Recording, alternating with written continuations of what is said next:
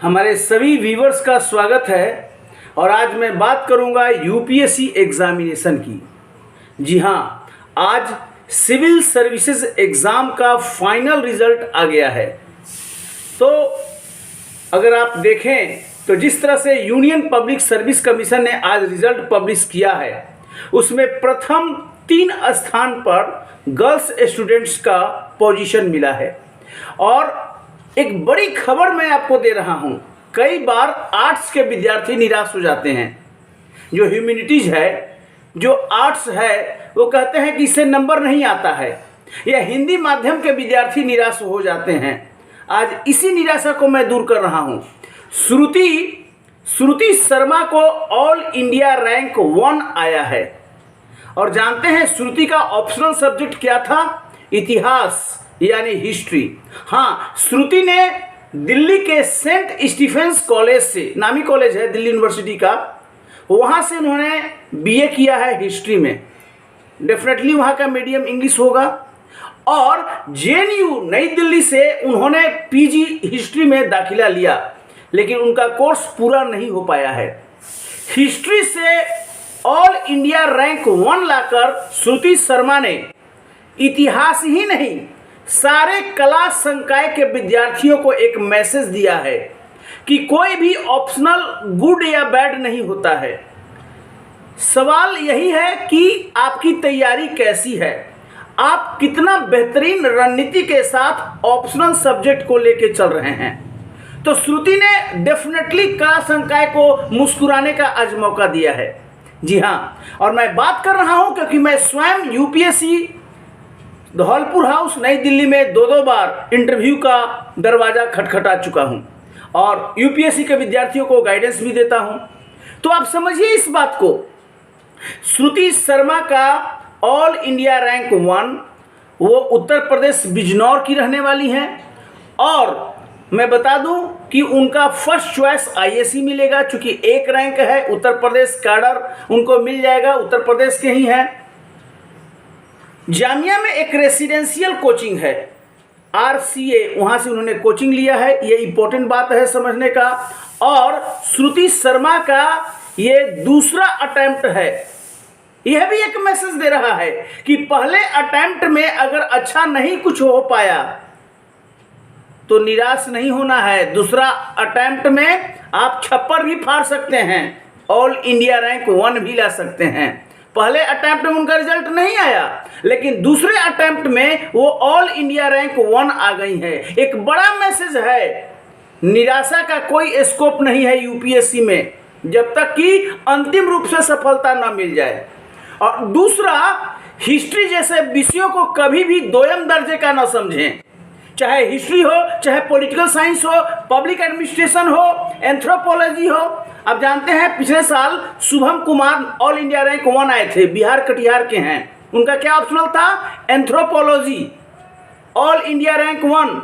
लोग समझते हैं कि साइंस वाले, इंजीनियरिंग वाले हैं यूपीएससी ज़्यादा करते हैं। इस मिथ को वर्तमान में यूपीएससी ने कहा कि यूपीएससी भेदभाव नहीं करती है।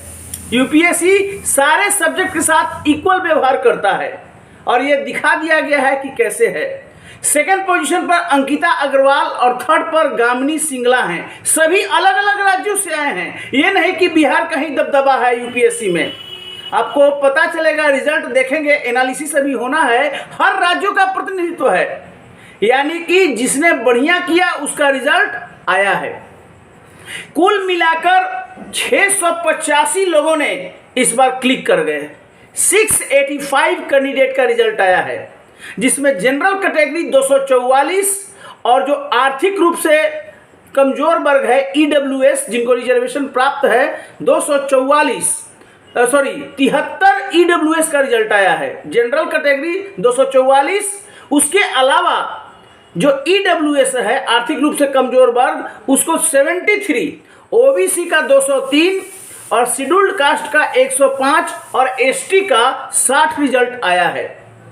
एक समय था जब हम लोग यूपीएससी का इंटरव्यू दिए थे तो ऑल इंडिया में टोटल 200 सीट था, 200 सीट। और अभी कितना सिलेक्शन टोटल हुआ? 685। सीटों की संख्या लगातार बढ़ेगी आगे भी, क्योंकि आईएएस आईपीएस के काफ़ी सीट खाली हैं।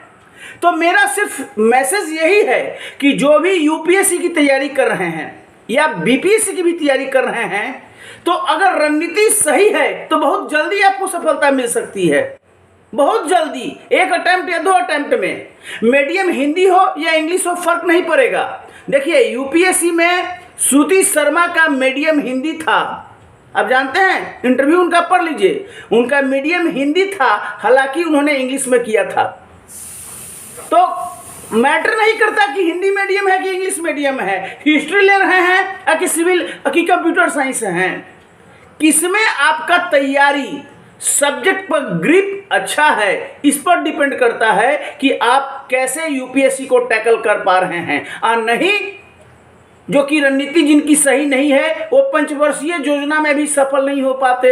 अब तो भारत की सरकार ने भी पंचवर्षीय योजना को खत्म कर दिया है, फिर स्टूडेंट कैसे 5 ईयर प्लान लेकर चल सकते हैं।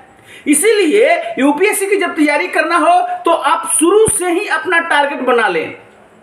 +2 के लेवल पर ही लोग डिसाइड कर लेता है कि डॉक्टर बनना है कि इंजीनियर बनना है कि यूपीएससी करना है, क्योंकि जितना देर आप उस लक्ष्य को डिसाइड करने में लगाएंगे उतना ही लक्ष्य आपसे थोड़ा थोड़ा आगे बढ़ जाता है, शिफ्ट कर जाता है। तो ज़रूरी है, बहरहाल सभी 685 लोगों को शुभकामनाएं, और विशेष शुभकामनाएं श्रुति शर्मा उत्तर प्रदेश की जो महिला कैंडिडेट हैं उनको, क्योंकि उन्होंने कला माध्यम के विद्यार्थियों को एक संजीवनी दे दिया है और बता दिया है कि हिस्ट्री जैसा विषय भी ऑल इंडिया रैंक 1 ला सकता है। Never neglect history. ये history, political science, public administration, psychology, sociology सब इम्पोर्टेंट विषय हैं। कभी भी साइंस विषय के सामने ऐसा ना समझिए कि आपके विषय में नहीं हो सकता। तो बहुत ज़रूरी है इन बातों को समझना। मैं यही कहूँगा, सभी विद्यार्थी एक बेहतरीन रणनीति के साथ अपने कार्यों में लग जाएं, सफलता निश्चित रूप से मिलेगी।